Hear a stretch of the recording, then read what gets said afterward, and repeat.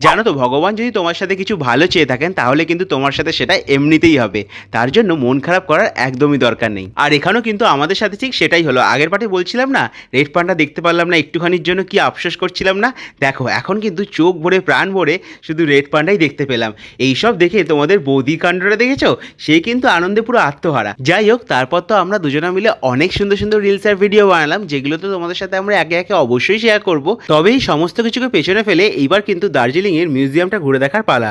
কারণ সেখানে কিন্তু তোমরা খুঁজে পাবে অনেক অজানা তথ্য দার্জিলিং ও টাইগার হিল সম্পর্কে। ঠিক মিউজিয়ামে ঢোকার আগেই কিন্তু হাই ট্রি রোপস ওয়াকের একটা সুন্দর ব্যবস্থা রয়েছে। তবে আমরা সেটা ট্রাই করিনি, তোমরা যদি চাও অবশ্যই ড্রেস চেঞ্জ করে সেখানে কিন্তু ট্রাই করতে পারো। তবে অন্য সব মিউজিয়ামের মতো এখানেও ভিডিও ছবি তোলার কোনো অ্যালাউ নেই, তাই আমরা তোমাদের সাথে কিছুই শেয়ার করতে পারলাম না। তবে একটা কথা বলতে পারি, ভেতরে গেলে কিন্তু অবশ্যই তোমাদের দুর্দান্ত লাগবে মিউজিয়ামটা। ছোট হলেও বেশ কিন্তু ইন্টারেস্টিং ছিল। আজকের মতো ভিডিওটা এখানেই শেষ। Subscribe for more.